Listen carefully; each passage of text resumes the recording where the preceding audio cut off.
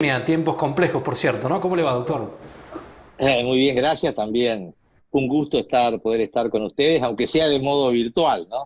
Sí, sí, sí, así es. Doctor, han pasado muchas cosas en estos tiempos de pandemia, como hablamos en el comienzo. Quería preguntarle por uno de los temas de actualidad respecto a la reforma judicial. ¿Pensaba en esto si era el momento político, social, económico de debatir esta reforma? Bueno, me parece que es una pregunta que tiene una respuesta muy obvia, ¿no?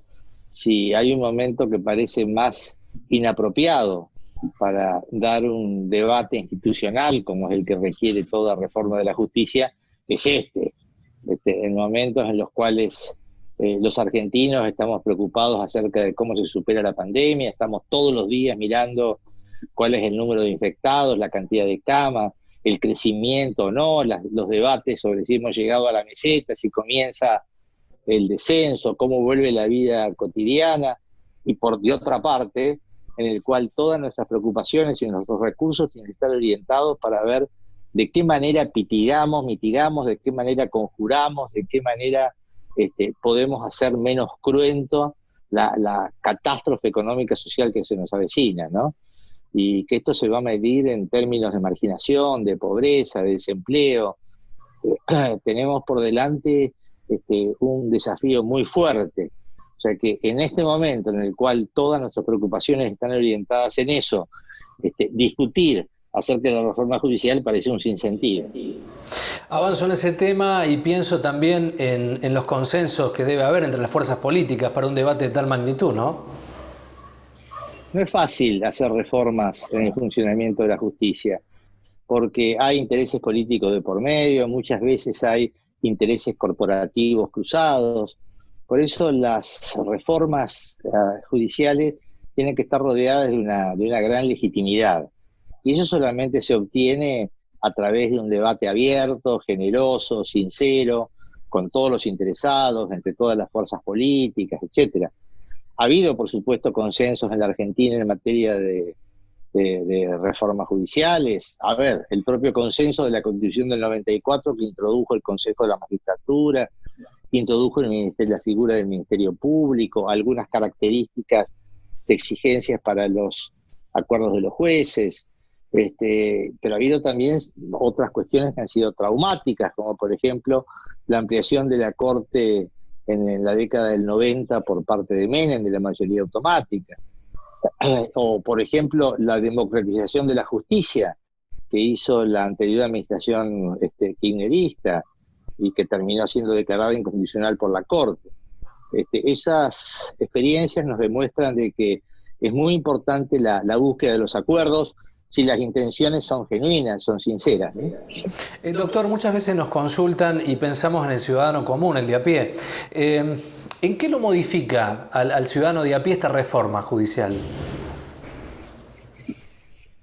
A ver, la que está en el Congreso, en nada o muy poco, porque en realidad no es una reforma. Es una creación superlativa de cargos judiciales, centrada sobre todo en el fuero federal penal de la capital. Por supuesto, tiene también una creación irracional de cámaras y de juzgados en el interior, pero no tiene que ver con las preocupaciones cotidianas de la gente, ¿no? Esta reforma de la justicia federal tiene más que ver con las preocupaciones del poder, al punto de que el propio gobierno ha dicho que el corazón de la reforma era tratar de licuar el poder de los jueces federales de Comodoro Pi, pero a través de sinceramente, de un proyecto insostenible.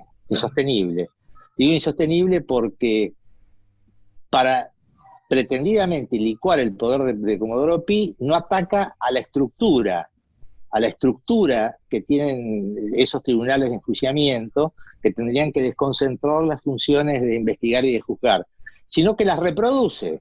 Es decir, las mismas estructuras las multiplica, con lo cual, en lugar de disminuir el poder de Comodoro Pi, bueno, lo acrecienta porque crea muchísimos órganos con las mismas características, ¿no? Y también de un modo irracional, sin base empírica ninguna, estableciendo también la incorporación de jueces sustitutos, que es abiertamente inconstitucional. En fin, sinceramente yo creo que es un proyecto muy malo. Bien. ¿Cuál es su opinión sobre el Consejo Consultivo que se creó? A ver, por supuesto que el Poder Ejecutivo puede designar las personas que quieran para asesorarlo, y el Consejo Consultivo hay gente de muchísima experiencia, de muy buenas dotes académicas, y probablemente hagan buenos dictámenes, qué sé yo, buenos insumos en materia académica. No discuto yo en ese sentido de las personas. Lo que pasa es que hay una enorme susceptibilidad pública, hay una suerte de desconfianza ciudadana acerca de qué va a hacer el gobierno, o si el gobierno va a hacer algo o no, con la enorme cantidad de causas de corrupción que tienen exfuncionarios kirchneristas, empezando por la propia vicepresidenta, ¿no? En consecuencia, no haber armado un consejo en consulta con las otras fuerzas políticas, en la cual hubiera mayor pluralidad de opiniones, bueno, esto alienta obviamente suspicacias. Es un consejo consultivo, sus opiniones no van a ser vinculantes, el Poder Ejecutivo luego tomará los rumbos y ahí habrá que decir lo que corresponda. Lo cierto es que la integración y el modo, me parece que el Poder Ejecutivo no ha tenido en cuenta esa suspicacia, esa susceptibilidad que hay dentro de la sociedad. ¿Qué quedó pendiente desde la iniciativa de Justicia 2020 que usted coordinó en la gestión anterior? A ver, 2020 era una plataforma de discusión virtual de temas de justicia. Fue una experiencia inédita de participación ciudadana, porque a través de una plataforma que tenía varios ejes en materia de justicia y en la cual se subían iniciativas y proyectos, cualquiera que se anotaba ahí en 2020 podía discutir todas estas iniciativas, ¿no? Y en ese sentido me parece que fue una cuestión formidable de participación. Terminamos con 60.000 inscriptos, muchas leyes que se sancionaron y algunas leyes muy útiles y buenas. Y yo creo que el resultado extraordinario que dio 2020 fue en materia de los procesos ordinarios en el juicio civil, a través de una modalidad que se llama de oralidad efectiva y juicio por audiencia. Esta iniciativa, que está en vigencia en 16 provincias argentinas, no en la totalidad, permitió reducir la duración de estos procesos ordinarios de conocimiento a la mitad. Duraban 5 años total en total país y se redujeron a un poco menos de 2. Ahora, ¿qué faltó? Bueno, faltó mucho de los temas que ahora están sobre la mesa.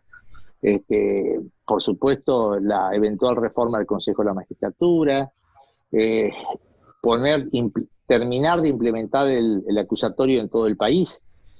Durante la época de 2020 comenzó a ejecutarse en Salta y Jujuy, estaba previsto que se lo hiciera de modo gradual, pero poder avanzar más en eso. Y por supuesto muchos temas que me parece que tienen que ver con la actualidad. Les menciono 3 nomás.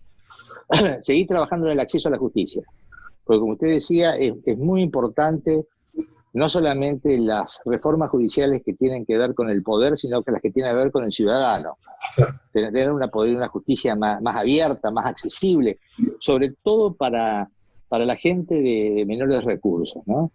Se llegaron a implementar durante 2020, pero hay que ser mucho más, los centros de acceso a la justicia, que hay uno por lo menos, en algunas provincias hay más por provincia, que son lugares donde la gente puede ir sin asistencia letrada y a través de un sistema progresivo que primero tiene la mediación para poder resolver el conflicto, hasta, bueno, obviamente, si no es superable, a poder llegar a los términos judiciales.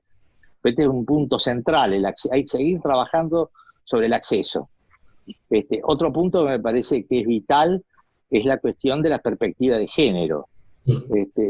La justicia probablemente es uno de los lugares donde se ve con mayor vigor la asimetría que hay entre la presencia de mujeres en las franjas inferiores y medias y no llegar a los cargos superiores. Y desde ya, un desafío que está pendiente y que la pandemia lo desnudó es la modernización. Es decir, la mayor incorporación de las herramientas tecnológicas al servicio de justicia, la despapelización total, la digitalización plena. Esta me parece que son los desafíos si queremos tener una justicia moderna y eficiente al servicio del ciudadano. Doctor, quería preguntarle, de acuerdo al banderazo que se ha realizado hace poco tiempo, dos consultas. Primero, si usted participó, creo que no, porque está en su casa. Y segundo, ¿qué opinión tiene de esta manifestación ciudadana? Bueno, a ver, a mí me parece que cuanto más manifieste la gente, mejor es. Una ciudadanía activa, una ciudadanía vigilante, una ciudadanía que escrute todos los actos del poder y que peticione, conduce a una democracia de mejor calidad. Yo creo legítimo que la gente, y sobre todo en este caso en el cual no había convocatorias partidarias, salga a manifestar. Esto me parece sanísimo. Eso me parece muy bien. Y son cuestiones en las cuales son buenas y que permiten también a los gobernantes, a las autoridades, pues ocultar cuál es el sentimiento de la gente, ¿no? Porque cuando se producen manifestaciones masivas de estas características, bueno, hay que leerlas y tratar de desentrañar cuáles son los motivos, que probablemente en este caso sean muchos, por supuesto. Una de las banderas había sido contra la reforma judicial, pero había otras también, ¿no? Probablemente haya tenido un reclamo en varios puntos. Y esto yo creo que los gobiernos deben escucharlo cuidadosamente, ¿no? Respecto a escucharlo, le iba a preguntar, ¿qué opina de las reacciones que tuvo este gobierno, fundamentalmente de los banderazos? ¿Cree que tomó la posta o no? Bueno, reaccionó como reaccionan usualmente los gobiernos, ¿no? Que es o minimizar, o confrontar, o descalificar. No es nuevo, muchos gobiernos reaccionan de la siguiente manera, pero esto es para afuera. Yo creo que probablemente para adentro el gobierno ha tomado nota de que ahí esto está denotando un descontento en varias cosas que tendría que vigilar. Por supuesto, una es el tema de la justicia, porque empezando por la primera parte de la charla, a la gente que está haciendo un sacrificio enorme, y que está asustada y preocupada, venir a hablarle en este momento de la cuestión de la reforma de la justicia, dice, pero por favor, esto me parece que es una cuestión elemental y el gobierno yo creo que se equivocó en plantear en este momento la reforma judicial. Doctor, le pregunto por la Corte Suprema, ¿hay que reformarla la Corte? Volvamos un poquito antes. Partamos de la base que en la Argentina hay una elevada desconfianza sobre que puede haber acciones de gobierno tendientes a tratar de solucionar las causas de corrupción. Y a la vez que todas las causas terminan en la Corte. No hay porque esto se vincula, si la posibilidad esta que informan los diarios, que se quiere ampliar la Corte, dividirla en salas, etc.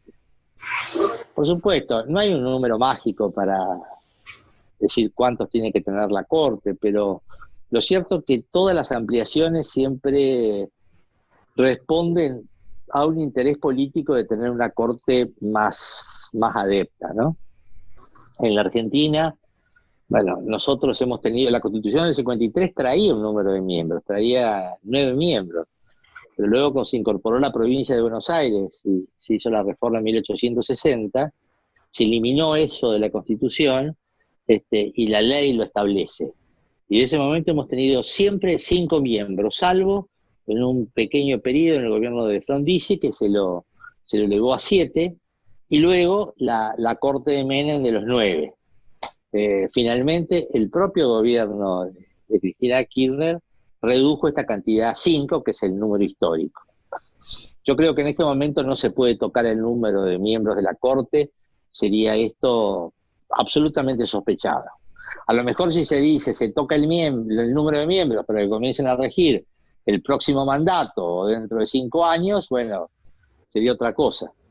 Y respecto del funcionamiento de la Corte, lo que yo creo es que si hay que estudiar cambios en el funcionamiento de la Corte, es para que la Corte resuelva menos casos, no más.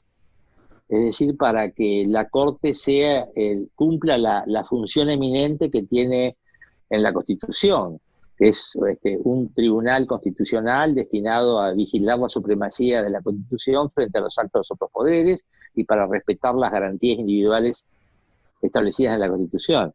Puede haber modificaciones quizás al funcionamiento de la Corte, a la jurisdicción apelada, pero tendiendo a esto, que resuelva menos. Y muchas de las cosas, por supuesto, dicen la Corte resuelve miles y miles, un número brutal de expedientes, entre 8 y 10 mil expedientes todos los años, lo cual físicamente es imposible, pero gran parte de esos expedientes están provocados por el propio Estado, porque gran parte de esos expedientes son reclamos en materia previsional y jubilatoria, en la cual el Estado no quiere pagar y recurre a la Corte. Esos son miles de casos. Por eso se pueden establecer a lo mejor mejoramientos en el funcionamiento, pero tendiente a que la Corte cumpla mejor su función. Y del número ni hablar. Claro. Doctor, le hago una vuelta en el tiempo. 1985 se realiza el juicio a las juntas. ¿Qué recuerdo queda de aquella experiencia? Bueno, seguramente ha sido la experiencia más importante que me tocó en la vida. Por supuesto que en ese momento no lo sabía, en ese momento uno, y era muy joven, en ese momento uno trata de actuar en lo que corresponde, ¿no?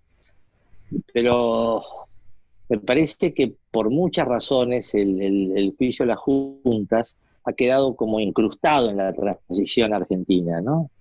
Porque gracias a la audacia, a la intuición que tuvo en ese momento el presidente Alfonsín, permitió que la transición argentina se pudiera edificar sobre la base del Estado de Derecho. Eso fue una piedra fundamental, extraordinaria, porque Alfonsín tuvo esa clara percepción de que si seguía la corriente argentina, que hasta ese momento Argentina tenía 27 amnistías generales, o la corriente universal, que es el olvido, luego de una dictadura militar o los crímenes de una dictadura saliente, bueno, el camino es el olvido. Receta universal, y Alfonsín dijo, no, la nueva democracia no puede fundarse sobre esto. Él decía, sobre la base de una claudicación ética. Esto no puede olvidarse. Por eso él dijo, bueno, no, estos hechos, por lo menos a los máximos responsables, hay que juzgarlos. Y bueno, y así asegurar el imperio de la ley, porque en última instancia lo que estaba asegurando es el principio cardinal de la democracia, que es el de igualdad de todos ante la ley, no importa qué poderoso sea.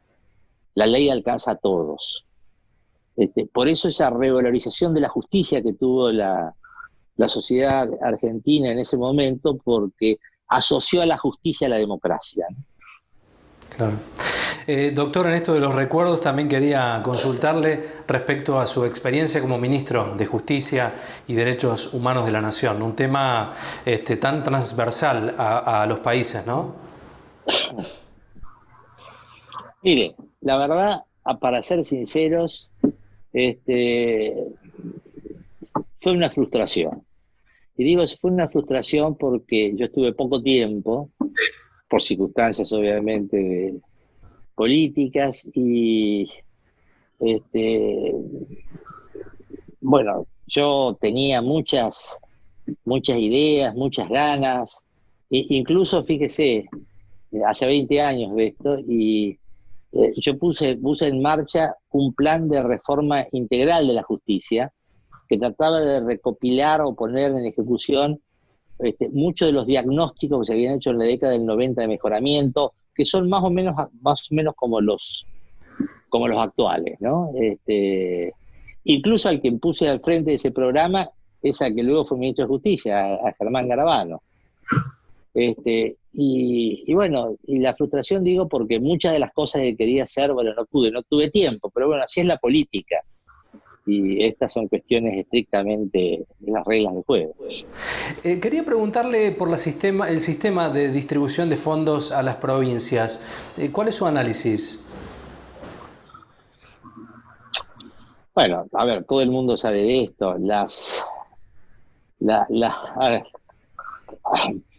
una deuda inconcluso, la reforma del 94 lamentablemente no pudo saldarla porque le dio jerarquía constitucional a la coparticipación federal y estableció una regla de pauta de distribución que son excelentes. Si uno mira la Constitución, bueno, tiende a incluso una suerte de compensación de las provincias más ricas, las más favorecidas, para tratar de propender a un desarrollo.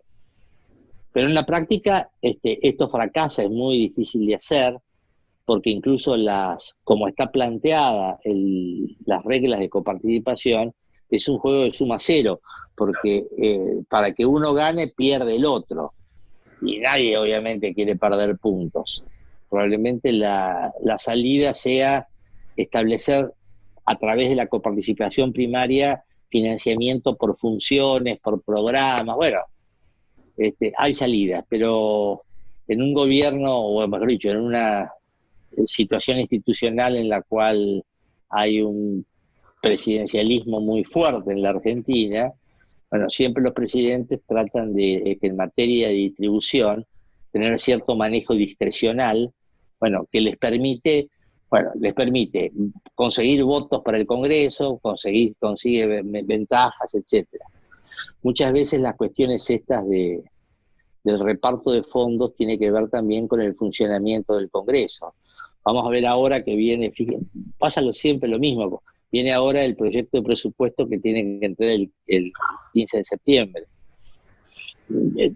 Un presupuesto difícil porque va a tener que ser elaborado en épocas muy complejas de pandemia, pero ahí siempre hay una lucha para el reparto también de las obras y de los fondos, ¿no? Con lo cual, me parece que sobre todo luego de los fallos de la Corte en materia de distribución, el caso de cuando se aumentó la participación a través de los fallos sustancialmente el fallo de Santa Fe, y durante el gobierno de Cambiemos mejoró un poco la distribución de fondos, pero sigue siendo una cuestión pendiente. Doctor, una de las últimas consultas para liberarlo también. Quería preguntarle su opinión respecto a la legalización del aborto. Bueno, a ver, sí, claro, por supuesto, no solamente en la Argentina, siempre en el mundo ha sido objeto de grandes controversias la discusión sobre el aborto. Yo tengo una posición muy clara, no a favor del aborto. Creo que nadie puede estar a favor del aborto porque es una circunstancia indeseada y traumática. Lo ideal sería que no hubiera abortos. Lo que yo estoy claramente en contra es de la penalización y la criminalización del aborto, y obviamente también de la ayuda que necesita la mujer si decide hacerse un aborto temprano. Y porque creo que entre la autonomía de la mujer y la vida del por nacer, lo más racional es establecer una gradación de protección. En los primeros momentos del embarazo prevalece la autonomía de la mujer.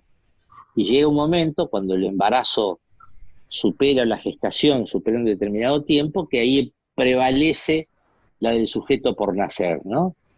Ahora, permitir el aborto temprano me parece que soluciona también una cuestión de salud pública muy importante en la Argentina, porque lo hipócrita de la situación es que los abortos suceden igual. Es decir, no es que por la penalización no se hagan abortos. Los abortos se realizan de igual manera y en condiciones de salubridad pésimas en muchos casos, provocando, obviamente, poniendo en riesgo la salud de la madre. Por lo tanto, la postura, y me parece que es la corriente universal de todo el mundo occidental, bueno, es autorizar el aborto temprano, el aborto en las primeras semanas, y obviamente con una gran campaña también de salud pública, de concientización, de ayuda a la mujer. Eso por supuesto. Es decir, todo lo que pueda prevenir, sobre todo el embarazo adolescente, que los chicos se cuiden, todo eso está muy bien. Es decir, que no haya embarazos no deseados, ¿no? Bien. Doctor, agradecerle especialmente la predisposición, el tiempo, sabemos que está con mucha actividad y saludarlo desde acá. No, al contrario, bueno, muchísimas gracias. He pasado un momento muy bien con todos ustedes, les agradezco mucho.